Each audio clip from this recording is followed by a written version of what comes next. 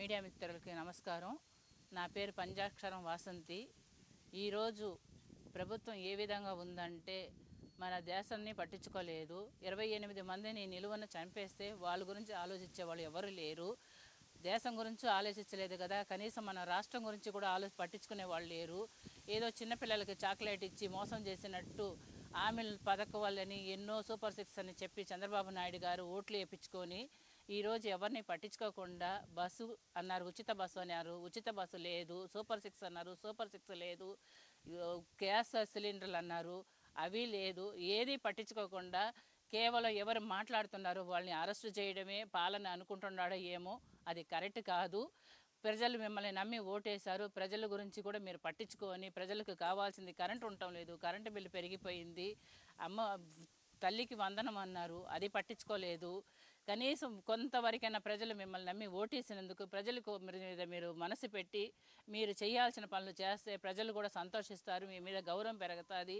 40 ఏళ్ళు మీకు అనుభవం ఉన్నవారు ఈ విధంగా చేయడం ఎంత మాత్రం కూడా న్యాయం కాదు.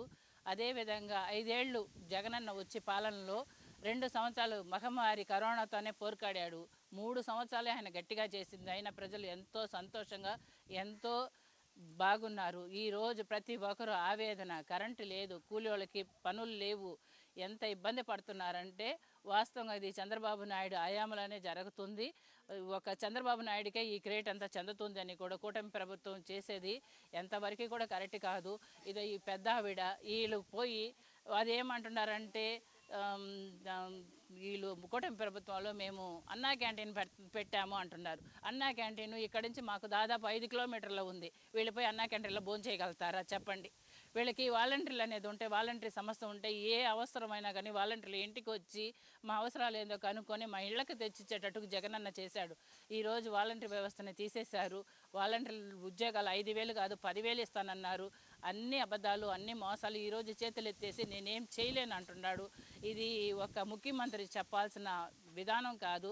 ఒక ముఖ్యమంత్రిగా ఉన్నవారు మనం ఏం హామీ ఇచ్చాము, ప్రజలు మనల్ని నమ్మి ఓటేశారు, వాళ్ళకి ఏ విధంగా మనం 10లో 1 చేస్తాం. సూపర్ సిక్స్ అన్నాడు, ఏమీ లేదు. అమ్మ ఒడి లేదు, తల్లికి వందనం అన్నారు, అది లేదు. ఇది కరెక్ట్ కాదు. దయచేసి ప్రజల ఆవేదనని అర్థం చేసుకోవాలా. ఇలాగే ఉంటే మటుకు ప్రజలు కూడా ఓర్చుకోరు, ఇలాగే ఉండరు. వచ్చే ప్రభుత్వం అని ఖచ్చితంగా మిమ్మల్ని ఓడగొడతారని మేము మనవి చేసుకుంటున్నాం. విత్తనం వేసిన వాడు నిద్రపోవచ్చు కానీ విత్తనాలు నిద్రపోదు. విత్తనం అనేది మట్టిలో మగ్గుతుంది, పేలుతుంది, అది మొలకై వస్తుంది. ఆ రోజు ప్రతి ఒక్కరు మొలకై వస్తారు. వైఎస్ఆర్ ప్రభుత్వ కార్యకర్తలైనా ప్రజలైనా ఈసారి ఖచ్చితంగా మాకు జగనన్ని తెప్పించుకుంటారు. ఆ రోజు ఈ ఆంధ్రప్రదేశ్ సత్యశ్యామలంగా పచ్చతనంతో మా జగనన్న ఎన్ని బాధలై ఉన్నా కానీ చిరునవ్వుతోనే మాకు ప్రతి ఒక్కటి అందించాడు. బాధలు తను శివుడి అట్ట విషాన్ని మింగి ఆలకలాన్ని మింగి మాకు ఎంత